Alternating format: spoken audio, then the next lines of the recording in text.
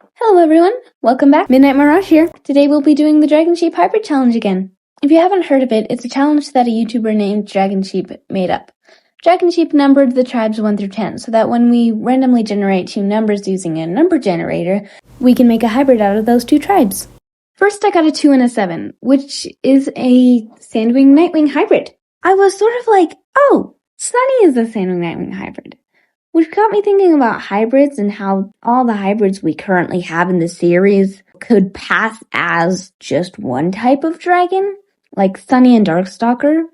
They both took after their mothers.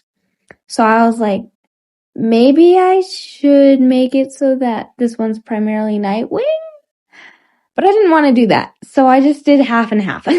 I sort of gave this dragon an attitude of, that's stupid, I'm not gonna do that. The problem is, she'll do this with things that are important to other dragons, but not her. So they're stupid to her, but very important to other dragons. So there is definitely lots of room for a character development. Which reminds me, I invite you all to write a backstory for this dragon. Maybe let me know how her personality can get in the way with things, maybe help her. Have fun with it. You can write that in the comments below. Thanks, guys. Y'all are awesome. So the first thing that I was like, what should her name be? Was like, maybe a nocturnal desert animal. And one of my friends used to love the fennec fox because it was so cute and she did all this research. She was going to get one when she grew up. And I happened to remember that this fennec fox is a nocturnal desert animal. So that's her name. Fennec.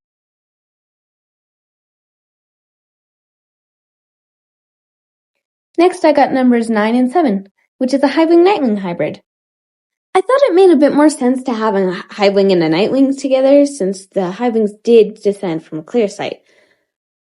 But the Clearsight's descendants being an entire other tribe just seems not realistic at all. Like, I just don't think it could happen with one dragon. Also, where did the Highwing abilities come from? It didn't come from Clearsight. Did the Beetlewings have that? And if so, why did the Highwings keep it but the Silkwings lose it? I have so many questions. But I thought that it would be just a little bit more realistic if a Highwing and a Nightwing had a dragonette and they had black skins. Because, let's be honest, there's no way the Clearsight's descendants 2,000 years later, all of them have at least one black scale. That's weird. I don't think that would happen. And why would the colors be restricted from like red to yellow or like orangish? What? How? Did this help them survive somehow? Apparently there were a lot of trees, so wouldn't they lean more towards being green? I don't know. Let's talk about the art, shall we? I tried to be a little unique with this, so that's why the stars on their wings aren't white, they're red, orange, yellow, because of the Highwing colors. I thought it was a fun little thing we could do. Her name is Star, named after the lone star tick. Next we have a 3 and a 8, which is a Skywing Silkwing hybrid. At first I was like, wow, Skywings are so like aggressive and they're all like active and they're like, yeah, fights. And then Silkwings are so, don't really pay attention to me. I'm just gonna follow the rules. Like generally that's what Silkwings are. So like Silkwing and Skywing are like complete opposites.